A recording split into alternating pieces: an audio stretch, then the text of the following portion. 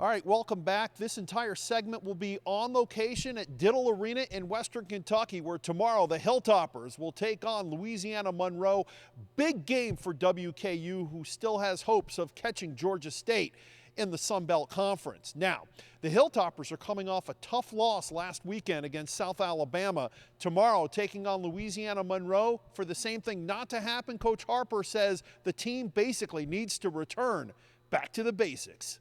The 3 games in that week, we developed some bad habits, especially on the defensive end. I know it showed up Saturday night on the offensive end. We couldn't put the ball in the basket, but I think we've gotten back to some of the basics, and we just got to be a little more sound on fundamentally, make the extra pass, and some things we've really gotten away from. Tomorrow night's game tips off at 8 Eastern, 7 Central, and at halftime will be a very, very special ceremony because the gentleman standing right next to me, Mr. Darel Carrier, is going to be just the 8th Hilltopper to have his jersey enshrined / retired and hung right up above him. Mr. Carrier, how you doing?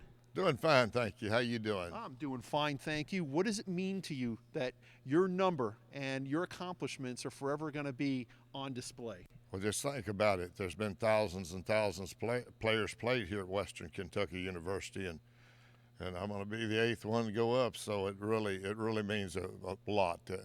Well, it's about as high of honor as you could get from Western Kentucky, and I really appreciate it. And Western's been really good to Darel Carrier, and hopefully Darel Carrier's been good to Western Kentucky. Were you a little surprised when they mentioned it to you, or did it catch you by surprise, I guess I should say? It did catch me by surprise because it's been a while. I played here in '64, so it's been a while. I didn't really expect to go up after this long a time. But what are your memories? Well, my memory is I made the first shot in this building. Really? Against Vanderbilt in 1963, in November of 1963. They had a great team, Clyde Lee, All-American Clyde Lee, and but they got the tip. They went down on the far end and shot the ball, and they played with it on the board a time or two, and one of our players got it and came up this side and took a shot, and somebody slapped it out to where I was, about the 3-point line, and I let it go, and it went through the net. I've had some very successful times at other places, like I've had a lot of international experience, been in 23 foreign countries, played in the Pan American Games, played in the World Tournament, and played on various all-star teams. After leaving Western, I went with the Phillips 66 Sixers in Bartlesville, Oklahoma, and that was quite an experience as you get to travel international. Yeah, you played a little pro ball is what you're telling me. Well, that was, you still counted an amateur at the time. I turned pro in '67 with the Kentucky Colonels.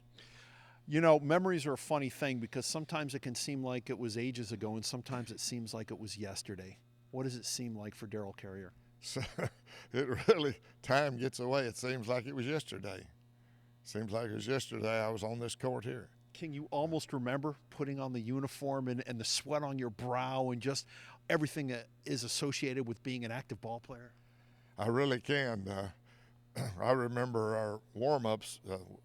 They had a derby underwear factory here, and they would just sew up the front part and give us a bunch of those to practice. So I'm sure the facilities. One of the things that is always amazing is that once you have it, you don't lose it. Now, you don't pick up the ball that much, but I saw you warming up. I didn't see you missing a whole lot. Well, I have to have my street clothes on, and I'm not warm. I'm still cold. That's the reason I do miss a few. But miss a few? It looked like you made 50 of 51. Well, I've done a lot of shooting in my day, and it's sort of like riding a bicycle. You don't forget how to shoot once you learn how to shoot it correctly. So what's the secret to putting him down shot after shot after shot? Well, actually, I think I was called a pure shooter, and a pure shooter is supposed to make shots like that. They're supposed to come out and shoot. You're not going to tell me your secret? Well, it's a lot of work, a lot of practice, you can be a pure shooter, but you need to work on your shot every day, every day. Of course, I haven't picked up a ball in a couple of years. All right, he hasn't picked up a ball in a couple of years. Watch this. Go for it.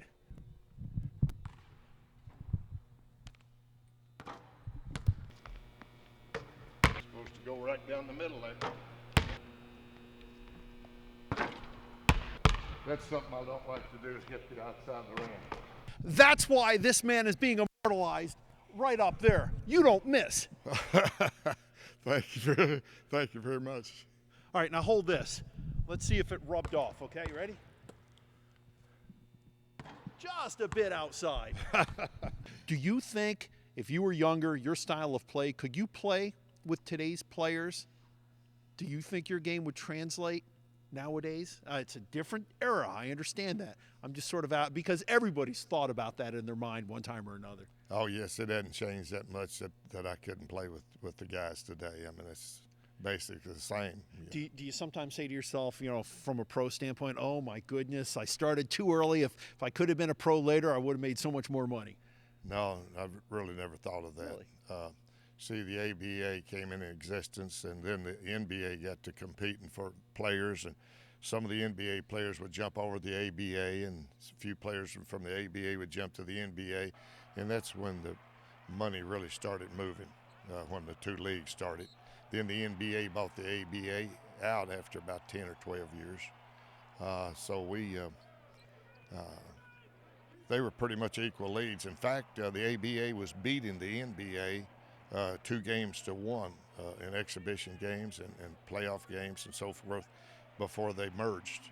So the ABA was getting a little stronger than the NBA. Had younger, better players. We had Dr. J, we had the Iceman, we had Moses Malone, we had Artist Gilmore, we had Dan Essel and Louis Dampier, and we had, and I can just keep naming players over in our league that was just great, and they did great in the NBA, and some of them are top 50 all-time people that played in the NBA, and I happen to be a top 30 that play in the ABA.